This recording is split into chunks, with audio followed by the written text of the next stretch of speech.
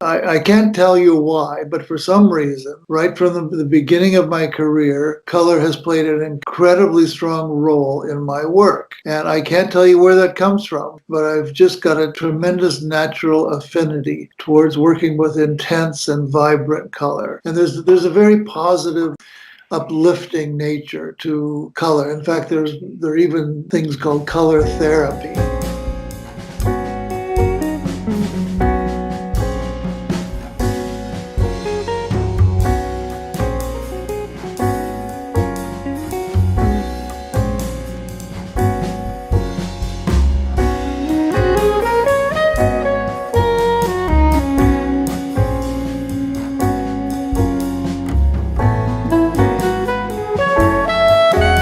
As I get older, though, I would say that nature has become a bigger part of my work. The inspiration from the natural world and inspiration from travels I take with my wife to Europe and to, let's say, the Caribbean, where the prevalence of color is so easily found in the natural world, and it's not as easily found in our world in Ontario, which can be often gray and kind of colorless.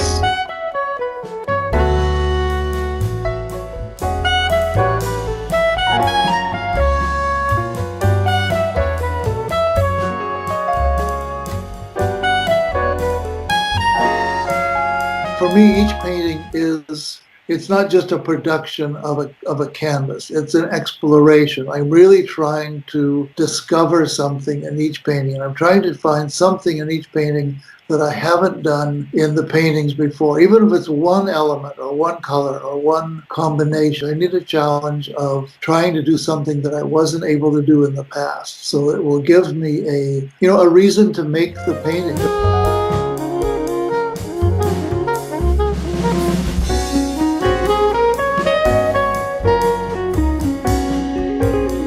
For me, it's very physical. The making of the images is, I throw my whole body into it when I make a painting. It's not just something removed from me. I'm very much in the painting as I make it. The images in my paintings, they do come out of, like I said, my own body language, but my own movement in my body, and then also a very spontaneous reaction from one thing I put down will suggest the next thing that I do. So I have to concentrate and be very aware of what I'm doing and be very sensitive to how one thing will build on another.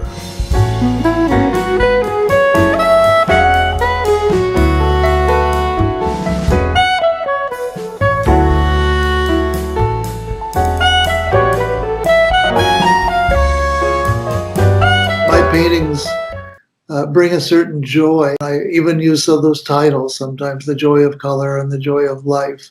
In fact, one of my great inspirations is a Matisse painting from 1906, and it's called The Joy of Life. I think if there's a literal meaning in my work, I think it's to bring a vision that is a lot more joyous and kind of positive than our regular day-to-day view of the world.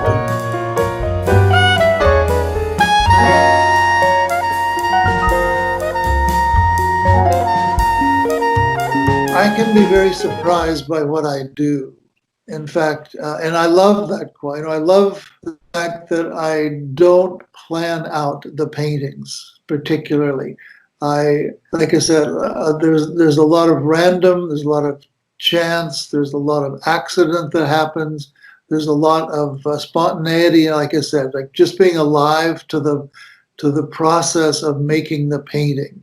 I usually have in mind when I'm starting a kind of mood that I want to create, and I don't know what it's going to look like when I'm finished, but I do have enough idea about color and shapes. Let's say when I start, and often I will start with, let's say, three colors, and I will pick those out and sort of have those pre-mixed. And once I get working with those three, they will suggest other colors to use.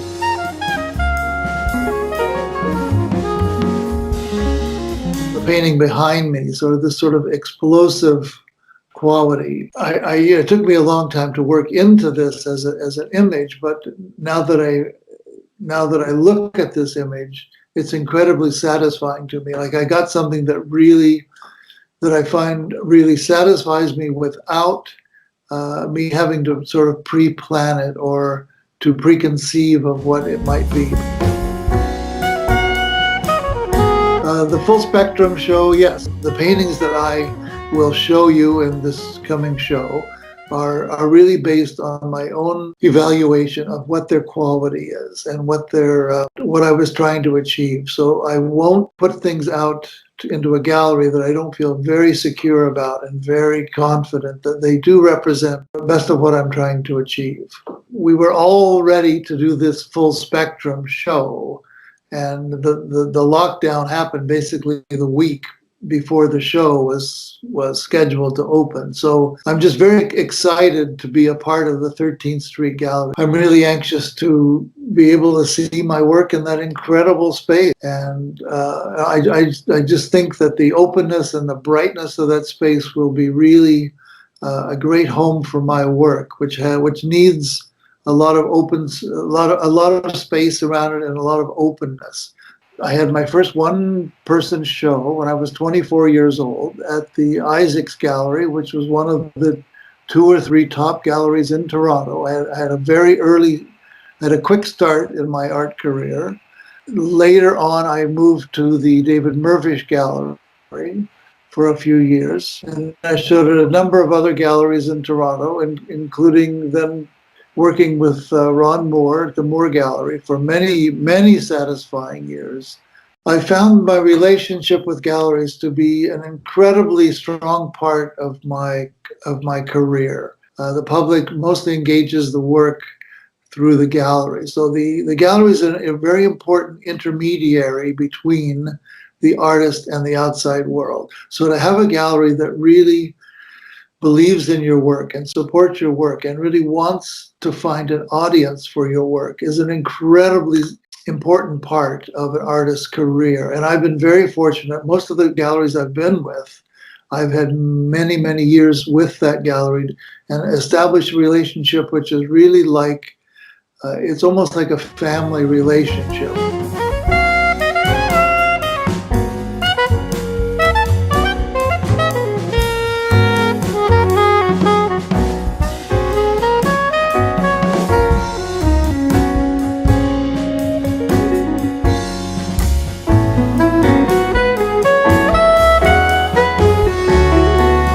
To art school by accident, that in the sense that I went to study architecture after high school at my local university, and part of that architecture program was taking drawing, painting, and sculpture. And once I took those courses, I said, this is it. I'm not really interested enough in architecture, but I love the drawing, painting, and sculpture course.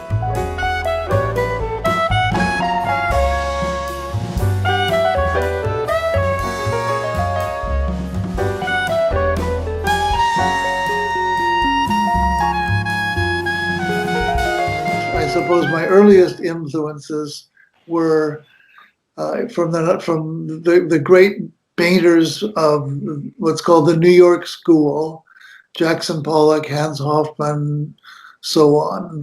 So when I was in art school, those were still very prominent names in the art world, and I fell in love with those particular artists, and they got me excited about making unique and personal marks in painting, and just excited about what it is to use the materials of painting and to be an artist. So that's really where I got started. Along the way, I've fallen in love with so many other artists, Matisse in particular, Picasso, of course.